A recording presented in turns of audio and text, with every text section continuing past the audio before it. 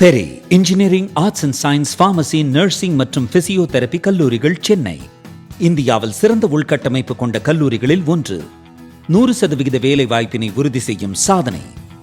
ஆயிரக்கணக்கான பிற கல்லூரி மாணவர்களுக்கும் வேலை தந்த பெருமை. பெரி, எங்கள் கண்களில் உங்கள் கனவுகள்.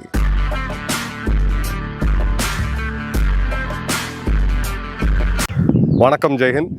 இன்றைக்கி நம்ம சேனலில் ஒரு மிக மிக முக்கியமான அப்டேட் பார்க்க போகிறோம். பிரதமர் மோடி அவர்கள் நேற்று தெலுங்கானா மாநிலத்தில் இருக்கக்கூடிய ஹைதராபாத்தில் ஒரு அரசு நிகழ்ச்சியில் பேசும்போது சில முக்கியமான அப்பீல் கோரிக்கைகளை நாட்டு மக்களுக்கு வச்சுருக்காரு. மிகப்பெரிய அதிர்வலைகளை ஏற்படுத்தியிருக்கு. நிறையா ப்ராபகண்டா இதுக்கு பின்னாடி போகுது. இது என்ன நோக்கி போகும், எதனால் இது மாதிரி அறிவிக்கிறாங்க, மீண்டும் கோவிடை நோக்கி போகுமா அப்படின்ட்டு. ஸோ முதல்ல அவர் என்ன சொன்னார் அப்படின்றத பார்ப்போம். ஒரு 6 பாயிண்ட் அவர் ஒரு அப்பீலாக கொடுத்தார். இதை செய்யுங்க அப்படின்னு சொல்லி ஒரு வேண்டுகோள் விடுக்கிறாரு நாட்டு மக்களுக்கு. இதில் ஒர்க் ஃப்ரம் ஹோம் அப்படின்றத அவர் இம்பைப் பண்ணி சொல்கிறார். ஒர்க் ஃப்ரம் ஹோம் நம்ம நாடு கடைசியாக பண்ணது அப்படின்னு பார்த்தீங்கன்னா கோவிட் சமயங்களில். ஸோ அந்த அடாப்ஷன் அப்படின்றது நமக்கு ஏற்கனவே இருக்குது. ஜூம் எல்லாருக்குமே இருக்குது. நிறுவனங்கள் ஒர்க் ஃப்ரம் ஹோமை என்கரேஜ் பண்ணாங்க. இப்போ மீண்டும் ஆஃபீஸுக்கு கொஞ்சம் கொஞ்சமாக வரும். வீடியோ கான்ஃபரன்சிங்காக இருக்கட்டும், இல்லை டீம்ஸாக இருக்கட்டும். ஸோ இது நமக்கு புதுசு கிடையாது. இன்ஃபேக்ட் உலகத்திலே ஒர்க் ஃப்ரம் ஹோமை மிக திறமையாக அடாப்ட் பண்ண நாடு இந்தியா தான். ஸோ இந்த இடத்துல மிக மிக முக்கியமான அப்ஜெக்டிவ் என்ன, ஏன் ஒர்க் ஃப்ரம் ஹோம் கட் பண்ண சொல்கிறாரு அப்படின்னு பார்த்தீங்கன்னா, இந்தியாவுடைய பெட்ரோல் கன்சப்ஷனில் நம்மளுடைய பர்சனல் கார்ஸ் அண்ட் பைக்ஸ் இதோட சதவீதம் கணிசமானது. ஸோ இப்போ ஒர்க் ஃப்ரம் ஹோம் பண்ணும் பொழுது ஒரு 15-20% நம்மளால் இதில் டீசல் பெட்ரோல் தேவையை குறைக்க முடிஞ்சதுன்னா அது ஒரு மிகப்பெரிய பெட்ரோல் டிமாண்டோடைய அந்த டிமாண்டை கம்மி பண்ணும். நம்ம இம்போர்ட் பண்ணக்கூடிய வால்யூம் அப்படின்றது கம்மியாகும். ஸோ இதுதான் பேசிக்கலாக அங்கே ப்ரைவேட் ஆட்கள், நம்ம தனிப்பட்ட நபர்கள் ஆஃபீஸ் போயிட்டு திரும்ப வரக்கூடியவங்க இந்த டிரான்ஸ்போர்ட் எக்ஸ்பென்ஸை கட் பண்ணாங்க அப்படின்னா கண்டிப்பாக இது ஒரு மிகப்பெரிய ஒரு அட்வான்டேஜ் கொடுக்கும். நல்லா கவனிங்க, இது சர்வீஸ் செக்டாருக்கு மட்டும்தான் இது அப்ளிகபிள். அதாவது ஐடி துறை, கவர்மெண்ட் செக்டர்ஸ் இது போன்ற துறை தான். மேனுஃபேக்சரிங்கில் இது அப்ளிகபிள் ஆகாது. அக்ரிகல்ச்சராக இருக்கட்டும், ரீட்டைலாக இருக்கட்டும், டிஸ்ட்ரிபியூஷனாக இருக்கட்டும், எஃப்எம்சிஜியாக இருக்கட்டும், டெய்லி வேஜ் ஒர்க்கர்ஸாக இருக்கட்டும், இவங்க எல்லாமே பார்த்தீங்க அப்படின்னா இதில் அப்ளிகபிள் ஆக மாட்டாங்க. ஸோ இது நம்ம கோவிடுக்கு இதுக்கும் ஒரு மேஜர் டிஃப்ரென்ஸ் இருக்குது. இப்போது கச்சா எண்ணெயோடைய விலை இந்த போருக்கு முன்னாடி February 28க்கு முன்னாடி $70 இருந்துச்சு அப்ராக்சிமேட்டாக. நான் ஏற்கனவே சொன்ன மாதிரி $1 கச்சா எண்ணெயோடைய விலையேற்றம் அப்படின்றது மக்களுக்கு 55 காசு per லிட்டர் டீசல் பெட்ரோலில் தாக்கத்தை ஏற்படுத்தும். இப்போ கரண்ட்டாக பார்த்தீங்கன்னா மார்க்கெட் ரேட், ஸ்பாட் ரேட்டில் $120 per பேரலுக்கு நம்ம வாங்கிட்டு இருக்கிறோம். ஸோ 70லேருந்து 120, அவன் கிட்டத்தட்ட $50. அப்போ $25லேருந்து $27 பெட்ரோல் டீசலோட விலை அப்படின்றது அதிகரிக்கணும். பட் ஆயில் மார்க்கெட்டிங் கம்பெனிஸ்ன்னு சொல்லக்கூடிய IOCL, BPCL போன்ற நிறுவனங்கள் கிட்டத்தட்ட 30,000 கோடி லாஸை மாதத்துக்கு எடுத்துக்கிட்டு இதை பாஸ் பண்ணாமல் இருக்கிறாங்க. இப்போ 2 வகையாக இதை நம்மளால் மேனேஜ் பண்ண முடியும். ஒன்று விலையேற்றம். இவ்வளோ பெரிய விலையேற்றத்தை ஒரு நேரத்தில் அறிவிச்சாங்கன்னா அது நம்மளுடைய பொருளாதாரத்தை, தனிநபருடைய வாழ்வாதாரத்தையும் பெருமளவில் பாதிக்கும். இன்னொன்று டிமாண்டை கம்மி பண்ணுறது. பிரதமர் அவர்கள் சொல்கிறது டிமாண்டை கம்மி பண்ணுறதுக்கான ஒரு மெத்தட். ரெண்டாவது அவர் என்ன சொல்கிறாரு அப்படின்னு பார்த்தீங்கன்னா, பப்ளிக் டிரான்ஸ்போர்ட் யூஸ் பண்ணுங்கள், காரில் தனியாக போகாதீங்க, 4 பேர் சேர்ந்து கார் போலிங் பண்ணுங்கள், எலக்ட்ரிக் வெஹிக்கல்ஸுக்கு மாறுங்கன்ட்டு. இதுவுமே மிக முக்கியமானது. இன்றைக்கி இந்தியாவில் 20க்கும் அதிகமான நகரங்களில் மெட்ரோ இருக்குது. சென்னை நான் போகக்கூடிய தருணத்தில் நான் என்னோடய காரை யூஸ் பண்ண மாட்டேன். 3-4 பேர் போனால் தான் நான் கார் யூஸ் பண்ணுவேன். எனக்கு ஃபாஸ்ட்டாகவும் கொஞ்சம் கம்ஃபர்டபுளாகவும் போனோம் அப்படின்னா கேபை விட எனக்கு மெட்ரோ ஈஸியான ஒரு ஆப்ஷனாக இருக்கும். குறிப்பாக நம்ம ரயில் நிலையம் மற்றும் ஏர்போர்ட் போகிறதுக்கு. ஸோ மெட்ரோஸ் நம்மக்கிட்ட ஸ்ட்ரக்சர் இருக்குது. நம்மக்கிட்ட பப்ளிக் டிரான்ஸ்போர்ட் ஸ்ட்ரக்சர் அப்படின்னு பார்த்தீங்கன்னா மிகப்பெரிய லெவலில் மிச்ச நாடுகளை கம்பேர் பண்ணும்போது நமக்கு நல்லாவே இருக்குது. ஸோ 100 கார் ரோட்டில் இருக்கிறதுக்கு பதிலாக 100 பேர் மெட்ரோவில் போனாங்க அப்படின்னா அங்கேயுமே நமக்கு அந்த ஃபியூவல் சேவிங்ஸ் அப்படின்றது மிகப்பெரிய லெவலில் இருக்கும். இது பப்ளிக் டிரான்ஸ்போர்ட்டு மெட்ரோஸுக்கு தான் மெயினாக அப்ளிகபிள். ரூரல் இந்தியா அதிகபட்சமாக TVS 50 டிராக்டர்ஸு இதுக்கு இது அப்ளிகபிள் கிடையாது. ஸோ இந்த கால் அப்படின்றது எலக்ட்ரிக் வாகனங்கள், இப்போ புதுசாக வாகனங்கள் வாங்கக்கூடியவங்க எலக்ட்ரிக் வாகனங்களோ இல்லை ஹைப்ரிடோ வாங்கலாம். அதே மாதிரி ஏற்கனவே கார் வச்சுட்டு இருக்கவங்க தயவுசெய்து காரை கொஞ்சம் லிமிட் பண்ணிவிட்டு, இப்போ நீங்கள் 4 பேர் குடும்பம் போகிறீங்கன்னா காரில் தான் போய் ஆகணும், அது வேறு விஷயம். பட் தனிநபர்கள் தனியாக போக வேண்டாம் காரில். ஒன்று பூலின் பண்ணுங்க, இல்லை பப்ளிக் டிரான்ஸ்போர்ட் மெட்ரோ போன்றதை யூஸ் பண்ணுங்க. இதோடைய அப்ஜெக்டிவுமே பார்த்தீங்கன்னா நம்மளுடைய ஆயில் டிமாண்டை குறைக்கிறதுக்கு. மூணாவது, இதுதான் மிகப்பெரிய கான்ட்ரவர்சியை வந்து ஏற்படுத்தியிருக்கு. பல பேர் பலவிதமாக சொல்கிறாங்க, 1 வருடத்துக்கு தங்கம் வாங்குறத ஒத்தி வைங்க. அட்லீஸ்ட் வந்து இப்போ நமக்கு வெட்டிங்ஸ் திருமணம் அப்படின்னு வந்தாலே தங்கம் தான். மாப்பிள்ளையாக இருக்கட்டும், பெண்ணாக இருக்கட்டும், பெண் வீட்டாக இருக்கட்டும், அந்த கையில் காலன்னு போட்டு நம்ம தங்கம் அப்படின்றது நமக்கு வந்து ஒரு இன்றியமையாத ஒரு கல்ச்சராகவே நமக்கு வந்து இருக்குது. இப்போது மார்ச் 2026 இப்போ போன மாதத்துக்கு முந்தின மாதம் எடுத்திங்கன்னா நம்மளுடைய ஃபாரெக்ஸ் ரிசர்வ் நம்ம கிட்ட இருக்கக்கூடிய டாலர் கையிருப்பு அப்படின்றது 691.11 பில்லியன். இது வந்து 728.50 பில்லியன்லேருந்து ஒரே மாதத்தில் குறைஞ்சிருக்கு. கிட்டத்தட்ட பார்த்தீங்க அப்படின்னா ஒரு 42 பில்லியன் டாலர் அப்படின்றது ஒரே மாதத்தில் குறைஞ்சிருக்கு.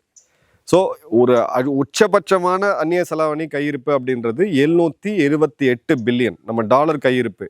ஏன் இது ரொம்ப முக்கியம் அப்படின்னா, பேசிக் எக்கனாமிக்ஸ். நம்ம பெட்ரோல் டீசல் வாங்குகிறோம், இம்போர்ட் பண்ணுறோம் கச்சா எண்ணெய்ன்ற போது அதுக்கு நம்ம டாலரில் தான் பேமெண்ட் பண்ணுறோம். நம்ம கோல்டு வாங்கணும் அப்படின்னாலும் அதுவும் நம்ம டாலரில் பே பண்ணி தான் நம்ம இம்போர்ட் பண்ணுறோம். நீங்கள் உங்களுடைய ரீட்டைலர்கிட்ட கொடுக்கறது காசா, ரூபாயா. ஆனால் ரீட்டைலர் அவங்க ஹோல்சேலர்கிட்ட வாங்கும்போது அது ரூபாயில் இருக்கலாம். மேபி அவங்க டைரெக்டாக இம்போர்ட் பண்ணாங்க, ஹோல்சேலர் வெளியிலேருந்து இம்போர்ட் பண்ணும்போது அங்கே டாலர் போகுது. ஸோ நம்ம எவ்வளோக்கு எவ்வளோ தங்கம் வாங்குகிறோமோ அவ்வளோக்கு அவ்வளோ பணம் இங்கேருந்து டாலர் வந்து வெளியில் போயிட்டே இருக்கும். டாலர் வெளியில் போயிட்டே இருந்துச்சுன்னா நம்ம அந்நிய செலாவணி கையிருப்பு அப்படின்றது இன்னமும் டிராஸ்டிக்காக கம்ப்ளீட் ஆகும் அப்படின்றத பார்க்குறோம். ஏன்னா கோல்டு ஷேர் இந்தியாவுடைய ஃபாரெக்ஸ் ரிசர்வில் நம்மளுடைய கோல்டு ஷேர் அப்படின்னு பார்த்தீங்கன்னா 16.7%. நம்ம அந்நிய செலாவணி கையிருப்பு அப்படின்றது வெறும் டாலர் மட்டும் வைக்கல, அதில் ஒரு 16.7% அப்படின்றது நம்ம வந்து கோல்டாக வச்சுருக்கிறோம். அதே மாதிரி நம்மளுடைய 680 டன் கோல்டு வெளிநாட்டு வங்கிகளில் சேஃப்டிக்காக வச்சுருந்தது, கோல்டோட இந்த வால்ட்டில் வச்சுருந்தது திரும்பவும் இந்தியா கொண்டு வந்ததை நம்ம பார்த்தோம். ஸோ இந்த இடத்துல மார்க்கெட் இம்பேக்ட் என்ன அப்படின்னு பார்த்தீங்கன்னா, ஜுவல்லரி டிமாண்டு இது எல்லாமே லிங்க்டு டு வெட்டிங். இந்த வெட்டிங் அதிகபட்சமாக நடக்கிறது இப்போ ஆடி மாதத்துக்கு பிறகு நடக்கும். இந்த இடத்துல அந்த பார்த்தீங்கன்னா சம்மரில் அவ்வளோ வெட்டிங்ஸ் இருக்காது. ஆடி மாதத்துக்கு பிறகு மார்கழிக்கு முன்னாடி வரைக்கும் பார்த்தீங்கன்னா அநேகமாக திருவிழா கோலம் போன்று நிறைய திருமணங்கள்லாம் நடக்கும். ஸோ இந்த இடத்துல நம்ம எவ்வளோக்கு எவ்வளோ வாங்குகிறோமோ, கோல்டு வாங்குகிறோமோ அது வந்து பார்த்தீங்க அப்படின்னா நம்ம வாங்கி வைக்கும்போது இது நமக்கு டாலருடைய கையிருப்பை வந்து குறைக்கும். பட் இதில் ஒரு கல்ச்சரல் ரெசிஸ்டன்ஸுமே இருக்குது. எப்படி நம்ம நகை இல்லாமல் எப்படி இது பண்ண முடியும், ஒரு வாலண்டரி கம்ப்ளைண்ட்ஸ் இதில் வருமா, மக்களாக கைவிடுவாங்களா கோல்டு வாங்குறதுல அப்படின்னு பார்த்தீங்கன்னா எனக்கு இதில் உடன்பாடு இல்லை. ஏன்னா இப்போ இது கேட்டதுலேருந்து இப்போ கோல்டு வாங்கக்கூடிய அந்த என்கொயரிஸ் எனக்கு நிறையா வந்திருக்கு. அடிப்படையாக உங்களுடைய கல்யாணம் இப்போ நடக்குதுன்னா மினிமலாக நம்ம கோல்டு வாங்கிட்டு நிலைமையை அடுத்த வருஷம் சீரான இந்த போர்லாம் முடிஞ்ச பிறகு நெக்ஸ்ட் இயர் நம்ம அந்த கோல்டோட விலையும் கம்மியாகும், அப்போ நம்ம போய் வாங்கலாம். இதுதான் அவர் சொல்ல வரக்கூடிய ஒரு இது. அதே மாதிரி பார்த்தீங்க அப்படின்னா ஒரு லிபரலைசேஷனுக்கு பிறகு இந்த ஒரு கோரிக்கை அப்படின்றது வரும்பொழுது இது இப்போ நடக்கக்கூடிய யுத்தத்தில் மட்டும் கிடையாது, இதுக்கு மேலே அரசாங்கத்துக்கு நிறைய விசிபிலிட்டி இருக்குது. இனி வரக்கூடிய காலங்கள் போருக்கான காலம்னு நம்ம ஏற்கனவே சொல்லியிருக்கோம். ஸோ அந்த இடத்துல நம்ம ஒரு டைட்டாக போகணும் அப்படின்றத அவர் பார்க்குறாரு. அடுத்தது பார்த்தீங்க அப்படின்னா சுற்றுலா செல்றதை, வெளிநாட்டுக்கு சுற்றுலா செல்றதை 1 வருஷம் தவிர்ச்சுக்குங்க அப்படின்றாரு. இதை தவிர்க்கணும்னு அவர் ஏன் சொல்கிறாரு அப்படின்னா, அதே இதுதான் நம்ம வெளிநாட்டில் போகும்பொழுது இந்திய ரூபாயை நம்ம கொடுத்து அதை ஒரு ஃபாரெக்ஸ் கார்டாவோ இல்லை டாலராக மாற்றி பிறகு டாலரை கொண்டு போய் எந்த நாட்டுக்கு சுற்றுலா போகிறோமோ அங்கே கொடுத்து அவங்க நாட்டு கரன்சியாக பண்ணுறோம். ஸோ நம்ம வந்து டாலரோட இதை ரூபாயை கொடுத்து டாலரை வாங்கும்போது டாலரோட அப்ரிஷியேஷன் அப்படின்றது அதிகமாகிட்டே போகும். அந்த இடத்துலையுமே நம்மளுடைய அந்த ஃபாரெக்ஸ் அப்படின்றது அஃபெக்ட் ஆகும். ஸோ ஒரு மனுஷ வாழ்க்கையில் must to do, will to do, good to டூன்னு 3ஆக பிரிச்சுக்கலாம். மஸ்ட் டு டூ அப்படின்றது நம்மளுடைய உணவு, உடுக்க உடை, படுக்க இடம், இது எல்லாமே வந்து மஸ்ட்டு. இப்போ ஹெல்த் இன்சூரன்ஸ் கேட்குறீங்களா, கண்டிப்பாக மஸ்ட்டு. லைஃப் இன்சூரன்ஸ் கேட்குறீங்களா, கண்டிப்பாக மஸ்ட்டு. வெஹிக்கிள் இன்சூரன்ஸ் கேட்குறீங்களா, கண்டிப்பாக மஸ்ட்டு. இதெல்லாம் வந்து கட்டாய தேவைகள். இதெல்லாம் மனுஷன் வந்து இயங்க முடியாது இன்றைக்கி இருக்கக்கூடிய கால சூழ்நிலைகளில். குட் டு ஹேவ் அப்படின்னு எடுத்திங்கன்னா, ஒரு கார் இருந்தால் ஓகே நல்லதுப்பா, ஒரு நம்மக்கிட்ட ஒரு 2 வீலருக்கு பதிலாக 2 2 வீலர் இருக்கா நல்லதுப்பா, இப்படியே நம்ம ஆட் பண்ணிகிட்டே போகலாம். பெட்ரூமில் ஏசி இருக்கா, இன்னைக்கு கிட்டத்தட்ட எசென்ஷியல் ஆயிடுச்சு. நம்ம ஹாலில் ஏசி வேணுமா, இது வந்து குட் டு ஹேவில் வைக்கலாம், மஸ்ட் டு ஹேவில் வைக்கலாம், குட் டு ஹேவில். அடுத்தது பார்த்தீங்க அப்படின்னா நீங்கள் நான் எசென்ஷியல். இப்போது நீங்கள் இங்கேருந்து ஷிம்லாக்கு போகிறீங்க, பனிப்பொழிவை பார்க்குறீங்க, இல்லை மணாலி போகிறீங்க, இல்லை நீங்கள் இங்கேருந்து சுவிட்சர்லாந்து போகிறீங்க, ஒரு சின்ன காம்ப்ரமைஸ், அதே பனிப்பொழிவு தான், அதே இதுதான். இப்போ நான் இங்கேருந்து வயநாடு போகிறேன்னா, இல்லை நான் இங்கேருந்து வெளிநாடுகளில் போயிட்டு இந்தோனேஷியா இல்லை தென்கிழக்கு ஆசிய நாடுகளுக்கு போகிறேன்னா அப்படின்னு கேட்டிங்கன்னா வயநாடு போகிறது பெட்டர். ஏன்னா ஒரு வருடத்தில் நம்மளுடைய இந்த மிடில் கிளாஸ் மற்றும் அப்பர் கிளாஸோட இந்த டிஸ்கிரிமினரி ஸ்பெண்டிங் இருக்குது. இன்றைக்கி இன்ஸ்டாவில் பார்த்து இன்றைக்கி நம்மளுடைய வாழ்க்கை முடிவுகள் திருமணத்துலேருந்து எல்லாத்தையுமே இன்றைக்கி இன்ஸ்டாவில் பார்த்து எடுக்கக்கூடிய ஒரு ஜென்ரேஷன் தான் நம்ம பார்த்துக்கிட்டு இருக்கோம். ஸோ அந்த இன்ஸ்டாவில் பார்க்கும்போது உங்களுக்கு அவங்க தூண்டி விடுவாங்க, உங்களை இந்த இடத்துக்கு போங்க, சூப்பராக இருக்கும், அமேமகாக இருக்குன்ட்டு. இப்போ என்னோடய கேமரா எடுத்து நான் வந்து என்னோடய தோட்டத்தையே உங்களுக்கு வேறு விதமாக நல்லா காமிக்க முடியும், இதோட ஒரு ஹெவன் இல்லைன்னு நல்லா காமிக்க முடியும். ஸோ அந்த மார்க்கெட்டிங்கில் இன்றைக்கி இருக்கக்கூடிய middle class upper middle class வந்து ஒரு வருஷத்துக்கு ஒரு ஃபாரின் வெக்கேஷன் கண்டிப்பாக வேணும்ப்பா அப்படின்னு போகிறாங்க. இது குட், ஒன்றும் பிரச்சனை கிடையாது. அந்த நாட்டோடைய பொருளாதாரத்தை நம்ம உயர்த்துறோம். நான் சுதேசி இயக்கத்தை பற்றி நான் காந்தியடிகளுடைய இதை பேசலை. பேசிக்காக இந்தியாவில் நிறையா இருக்குங்க சுற்றி பார்க்குறதுக்கு. பட் அட்லீஸ்ட் இந்த ஒரு வருஷமாவது கொஞ்சம் டைட் பண்ணுங்க அப்படின்றதா. ஏன்னா அவுட்ஃப்ளோ அதிகமாக ஒரு பக்கம் நம்மளுடைய பணத்தை நம்ம வெளியில் அனுப்பிச்சிக்கிட்டு இருக்கோம், இன்னொரு பக்கம் நம்மளுடைய இம்போர்ட் பில் அதிகமாகிட்டே இருக்குது, எண்ணெயோட கச்சா எண்ணெயோடைய விலை அதிகமாகிட்டே இருக்குது. இன்னொரு பக்கம் பார்த்தீங்கன்னா ருப்பியோட டெப்ரிசியேஷன் கம்மியாயிடுது. இது மூணுமே ஒரு டெட்டி காக்டெயில். அதுக்காக தான் இது பண்ணார். அதன் பிறகு ஒரு விஷயம் சொன்னார், எடிபிள் ஆயில், நீங்கள் சமையலுக்கு பயன்படுத்தக்கூடிய எண்ணெயை வந்து கண்ட்ரோல் பண்ணுங்க அப்படின்ட்டு. இதுக்குங்க அவர் சொல்கிறாரு, இது என்ன கச்சா எண்ணெய் தான் நம்ம இது பண்ணுறோம், சமையல் எண்ணெய் அப்படின்னு பார்த்தீங்கன்னா இந்தியாவோட டிபெண்டன்சி 2 இடத்துல. பாம் ஆயில் நம்ம அதிகமாக மலேசியாவை டிபெண்ட்டாக இருக்கிறோம். அதே மாதிரி நம்மளுக்கு பாம் ஆயிலுக்கு ஆல்டர்னேட்டாக இருக்கக்கூடிய சூரியகாந்தி எண்ணெய் அப்படின்னு பார்த்தீங்கன்னா உக்ரைன் ரஷ்யாவிலேருந்து நம்ம அதிகமாக இம்போர்ட் பண்ணிகிட்டு இருக்கோம். So palm oil Indonesia Malaysia, sunflower oil வந்து உக்ரைன் ரஷ்யா. இது 2 உக்ரைன் ரஷ்யாவில் இப்போ போர் எத்தனை இடமா போயிட்டுருக்குன்னு தெரியும். ஸோ அந்த ஏறின விலை இப்போ வரைக்கும் இறங்கவே இல்லை. ஸோ இந்த எண்ணெய்க்கு பதிலாக நம்ம பாம் ஆயிலுக்கு போனோம்னா பாம் ஆயிலோடைய சப்ளை அப்படின்றது கான்ஸ்டன்ட்டு. ஸோ பாம் ஆயிலோட மார்க்கெட்டுமே விலையுமே இப்போ அதிகமாக இருக்கிறத நம்ம பார்க்குறோம். ஸோ இந்த இடத்துல கச்சா எண்ணெய்க்கு பிறகு மனிதன் அதிகமாக பயன்படுத்தக்கூடியது எண்ணெய் தான். நம்ம கலாச்சாரத்தில் இப்போ அது மாறி இருக்கு நிறையா. கடந்த ஒரு 100 வருடங்களில் அதிகமாக எண்ணெயில் பொரிக்கக்கூடியது எல்லாத்தையுமே நம்ம பார்த்திங்கன்னா எண்ணெய் இல்லாமல் சமையலே செய்ய முடியாதுன்ற அளவுக்கு இப்போ வந்துருச்சு. இதில் 2 விஷயம், நம்மளோட இம்போர்ட் பில் அதிகமாகுது, நம்ம டாலரை வாங்கி அதை இம்போர்ட் பண்ணுறதுனால நம்மளோட டாலர் கையிருப்பு அப்படின்றது குறையுது. செகண்டு, ஐசிஎம்ஆர் போன்ற இந்தியாவுடைய மருத்துவத்துறை இவங்க கொடுக்குற ரிப்போர்ட்டில் இந்தியாவுடைய மேஜர் ப்ராப்ளமாக டயபெட்டிக்ஸ்க்கு அப்புறம் அப்படின்னு பார்த்தீங்கன்னா heart ailments related to oil. நம்ம எக்ஸசிவாக எண்ணெயை எடுத்து அதன் மூலமாக வரக்கூடிய நோய்கள், அதனால் நமக்கு ஏற்படக்கூடிய ஜிடிபி லாஸு, மக்களுக்கு இருக்கக்கூடிய அந்த ஹெல்த் இஷ்யூஸ், இதை பேஸ் பண்ணி அவர் சொல்லியிருக்காரு அப்படின்றத பார்க்குறோம். கடைசியாக அவர் ஒரு விஷயம் சொன்னார், விவசாயிகளுக்கு உரத்தை வந்து கம்மி பண்ணுங்க, சோலார் பம்ப் யூஸ் பண்ணுங்க, உரத்தை கம்மி பண்ணுங்க அப்படின்னு சொல்லியிருக்கிறாரு. ஸோ உரத்தை ஏன் கம்மி பண்ணணும்னா இதை நம்ம ஏற்கனவே பேசினது தான். பெட்ரோலியம் இண்டஸ்ட்ரியில் க்ரூட் ஆயிலை எடுத்து நீங்கள் பெட்ரோல் டீசல் எடுத்த பிறகு, கெரோசின், கேஸ்லின் இதெல்லாம் எடுத்த பிறகு வர பை ப்ராடக்ட் தான் நம்ம வந்து இப்போது ஃபெர்டிலைசர்ஸ் உரத்தில் நம்ம பயன்படுத்துகிறோம். 2 முக்கியமானது டிஏபின்னு சொல்லக்கூடிய டேப் மற்றும் அமோனியா, யூரியா. இது 2மே நம்ம வந்து கணிசமான அளவுக்கு இம்போர்ட் தான் பண்ணிக்கிட்டு இருக்கோம். ஏன்னா பெட்ரோல் டீசலோடைய அதில் இந்த இண்டஸ்ட்ரியிலேருந்து வரக்கூடியது தான். ஸோ இப்போது Gulf of Oman, Strait of Hormuz எந்த அளவுக்கு மோசமாக இருக்குது அப்படின்றத நம்ம பார்க்குறோம். ஸோ இந்த இடத்துல உலகத்தோடைய 30% ஃபெர்டிலைசர் அப்படின்றது ஸ்ட்ரைட் ஆஃப் ஹார்மூஸை கடந்து வருது. இந்தியாவுடைய யூரியா ப்ரொடக்ஷன் இப்போ மார்ச் 2026 30% கம்மியாக இருக்குது. ஏன்னா யூரியா ப்ரொடியூஸ் பண்ணுறதுக்கு உங்களுக்கு கேஸ் தேவை. கேஸ் தட்டுப்பாடு இப்போ இருக்குது. ஏன்னா ஸ்ட்ரைட் ஆஃப் ஹார்மூஸை கடந்து கேஸ் வரமாட்டேங்குது. அப்படியே கேஸ் வந்தாலும் அந்த டொமஸ்டிக் ஃபியூலுக்கு தான் முதல்ல பயன்படுத்தணும், அப்புறம் கமர்ஷியல், அப்புறம் industrial. So domestic gas supply இப்போ வரைக்கும் சீராக இருக்குது, hats off to the government. Commercial gas supply கணிசமான அளவுக்கு சீராக இருக்குது. பட் இண்டஸ்ட்ரியல் கேஸ் சப்ளை இன்னமுமே பிரச்சனையாக தான் இருக்குது. ஸோ நம்மளுடைய ஃபெர்டிலைசர் உற்பத்தி கம்மியாக இருக்கிறதுனால இயற்கை உரத்துக்கு மாறுங்க, கொஞ்சம் இதை கம்மி பண்ணுங்க அப்படின்றாரு.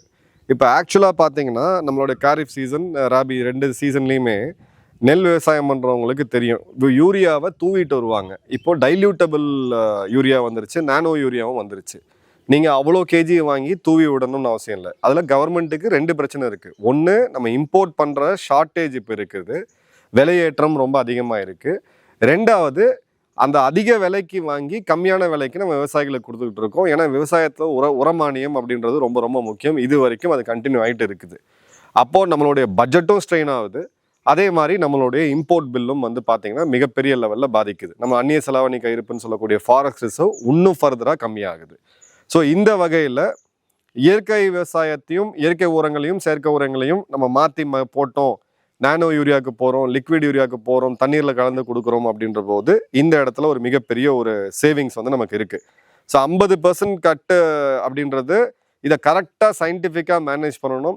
கிசான் விகாஸ் கேந்திரா, தமிழக அரசுடைய விவசாயத்துறை இவங்க வந்து ரொம்ப ரொம்ப ஒரு நுண்ணியமாக விவசாயிகளுக்கு வந்து கற்றுக் கொடுக்கணும், இது எப்படி இந்த மாதிரியான உரத்தை ரெடியூஸ் பண்ணுறது அப்படின்னு சொல்லிட்டு. ஏன்னா ஸ்ட்ரைட்டாகவே ரெடியூஸ் பண்ணால் ப்ரொடக்டிவிட்டி அடி வாங்கும். ப்ரொடக்டிவிட்டி அடி வாங்குச்சுன்னா நம்ம உணவை இம்போர்ட் பண்ணக்கூடிய சூழ்நிலையும் வரதுக்கு வாய்ப்பு இருக்குது. ஸோ இது ரெண்டுமே வந்து ஒரு ட்ரேட் ஆஃப் அப்படின்றத பார்க்கலாம். ஸோ இந்த இடத்துல வெஸ்ட் ஏஷியாவில் இப்போ நடக்கக்கூடியது, குறிப்பாக கல்ஃப் ஆஃப் ஹார்மோஸில், ஸ்ட்ரைட் ஆஃப் ஹார்மோஸில் இப்போ நடக்கக்கூடிய அந்த பிளாக்கேட் மற்றும் அமெரிக்க ஈரான் யுத்தம் அப்படின்றது இன்னும் ரொம்ப நாள் போகக்கூடிய வாய்ப்பு இருக்குது அப்படின்றத அரசாங்கம் கணிக்கிறாங்க. ஆப்வியஸாக இது வந்து 1973 அரப் எம்பார்கோவுக்கு பிறகு நடக்கக்கூடிய மிகப்பெரிய ஒரு மாற்றம். பல நாடுகளில் இப்போது வழிபாட்டு தலங்கள் கூட இயங்கக்கூடாது அப்படின்ற அளவுக்கு போயிருக்காங்க. அநேகமாக உலகத்தில் இருக்கக்கூடிய ஒரு 120 நாடுகள், யுஏஇ உட்பட பெட்ரோல் டீசல் விலையை அதிகரிச்சிருக்கிறாங்க.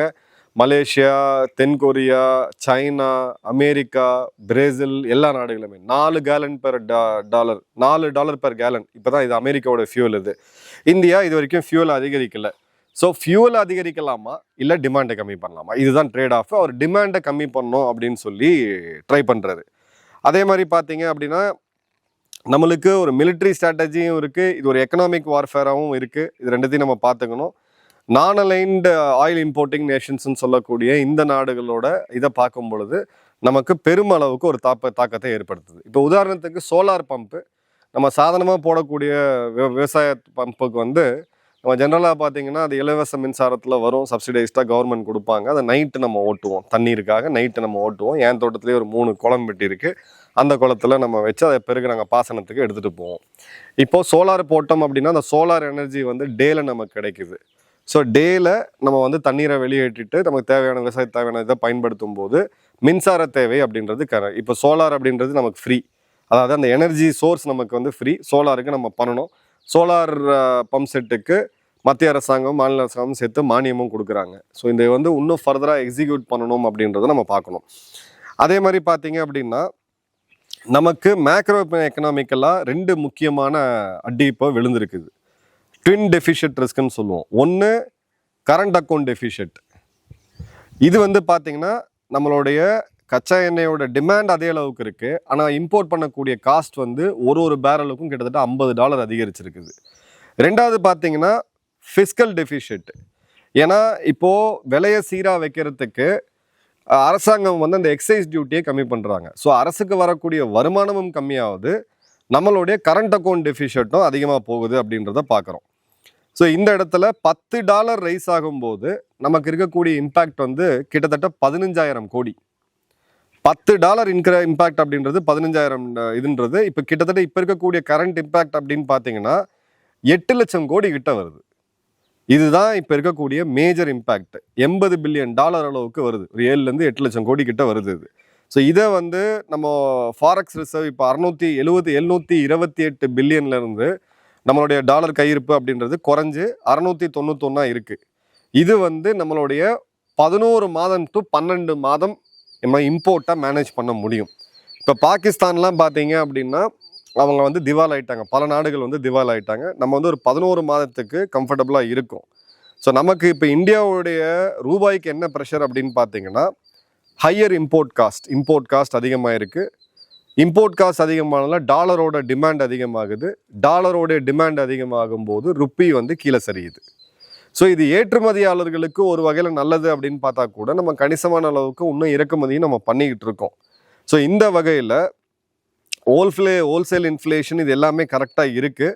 இப்போது இவங்க கொடுக்கக்கூடிய அந்த 30,000 40,000 கோடி சப்சிடி, இப்போ ஆயில் மார்க்கெட்டிங் கம்பெனிஸு அதிக விலைக்கு வாங்கி நம்ம கம்மியாக கொடுத்துக்கிட்டு இருக்காங்க. அந்த குஷன் அவங்க ஏற்கனவே வச்சுருந்தாங்க, கம்மியான விலைக்கு வாங்கும் போதும் இதே ரேட்டில் தான் கொடுத்துட்டு இருந்தாங்க. அந்த குஷன் முடிஞ்சு போய் இப்போ மாதம் 40,000 கோடியை வந்து மத்திய அரசாங்கம் இந்த ஆயில் மார்க்கெட்டிங் கம்பெனிஸுக்கு கொடுத்தாங்க அப்படின்னா இது வந்து சஸ்டைன் ஆகாது அப்படின்றத பார்க்குறோம். அதே மாதிரி இன்னும் சில யுத்தங்கள் வரத்துக்கான வாய்ப்புகளுமே இருக்குது. ஸோ நம்மளை பொறுத்த வரைக்கும் இது நான் ஏற்கனவே சொல்லியிருந்தேன், தேர்தலுக்கு பிறகு இது மாதிரி ஒரு இதை பார்க்கலான்னு சொல்லிட்டு. ஸோ மே 15ஆம் தேதிக்குள்ளே என்னோட யூகம், என்னோட அனாலிசிஸ் இது தவறாக போகிறதுக்கான வாய்ப்புகள் இருக்குது. பெட்ரோல் டீசலில் ஒரு மார்ஜினலாக ஒரு 2 ரூபாலேருந்து 3 ரூபா, இல்லை அதிகபட்சமாக 4 ரூபா வரைக்கும் இன்க்ரீஸ் ஆகிறதுக்கான வாய்ப்புகள் அப்படின்றது இருக்குது. ஸோ ஜென்ரலாக ஒரு நிறுவனம் கொஞ்சம் ஸ்ட்ரெயின் ஆகும்போது அந்த சிஇஓ டவுன் ஹால் மீட்டிங்னு ஒன்று கூப்பிட்டுட்டு இப்பெல்லாம் செலவை கட் பண்ணுங்கப்பா, அவங்க ட்ராவல் பட்ஜெட்டை கட் பண்ணுங்கள், நான் எசென்ஷியல் ஸ்பெண்டிங்கை கட் பண்ணுங்கள், மார்க்கெட்டிங் பட்ஜெட்டை கட் பண்ணுவாங்க. எக்ஸாக்டாக இப்போ அந்த இப்போ இருக்க அன்சர்டனிட்டிக்கு நாட்டு மக்களை ப்ரிப்பேர் ஆகுறாரு. நாடு சீராக தான் போயிட்டுருக்கு. நம்மளுடைய பொருளாதாரம் ரொம்ப ஸ்டெடியாக இருக்குது. க்ரோத் ரொம்ப ரொபஸ்டாக இருக்குது. இந்த மாதிரியான ஷாக்ஸ் நம்மளுடைய கண்ட்ரோல் மீறி நடக்கக்கூடியது. இப்போது இந்த யுத்தத்தை நாம் ஆரம்பித்தோமா? இல்லை. நம்ம ஏதாவது ஒரு காரணமாக இருந்தோமா? இல்லை. பட் இயற்கை வளம் சொல்லக்கூடிய அந்த கச்சா எண்ணெய் நம்மக்கிட்ட இல்லை. ஸோ இதை ஒரு கோரிக்கையாக எடுத்துக்கங்க. அன்வான்ட் ட்ராவல், அன்வான்ட் அப்ராட்ஸ் சுற்றுலா, நீங்கள் இதெல்லாம் நம்ம கம்மி பண்ணலாம். பப்ளிக் டிரான்ஸ்போர்ட்டை நம்ம அதிகமாக ப்ரொமோட் பண்ணலாம். நாட்டு மக்களை இந்த அன்சர்டனிட்டிக்கு ப்ரிப்பேர் பண்ணுறதுக்கான கடமையும் பொறுப்பும் பிரதமருக்கு இருக்குது. அதை தான் அவர் சொல்லியிருக்காரு ஒழிய இது ஏதோ டூம்ஸ்டே இது பண்ணுறாங்க, மீண்டும் லாக்டவுன் வந்துருமா, நம்ம எல்லாம் வீட்டில் முடங்கி போயிடுவோம்னா கண்டிப்பாக கிடையாது. ஹோப் இந்த காணொலி உங்களுக்கு பிடிச்சிருக்குன்னு நினைக்கிறேன். என்னுடைய ஒரு ஹம்பிள் ரெக்வஸ்ட், இந்த காணொலியை தயவு செய்து எல்லாருக்கிட்டையும் கொண்டு போங்க. கொடுத்த குறிப்பாக இளைய தலைமுறை கொண்டு போனேன். ஏன்னா அவங்க இந்த ஷார்ட் ஜென்ரேஷனாக இருக்கிறாங்க. இந்த ஒரு நிமிஷம் ரீல் பார்த்து அவங்களுடைய முடிவுகளுமே அதை வச்சு தான் எடுக்கிறாங்க. அப்படின்ற போது அவங்களுக்கு இந்த அவேர்னஸ் தேவை. உங்கள் கமெண்ட்ஸை கமெண்ட் பாக்ஸில் போடுங்க. நன்றி, வணக்கம், ஜெயஹிந்த்.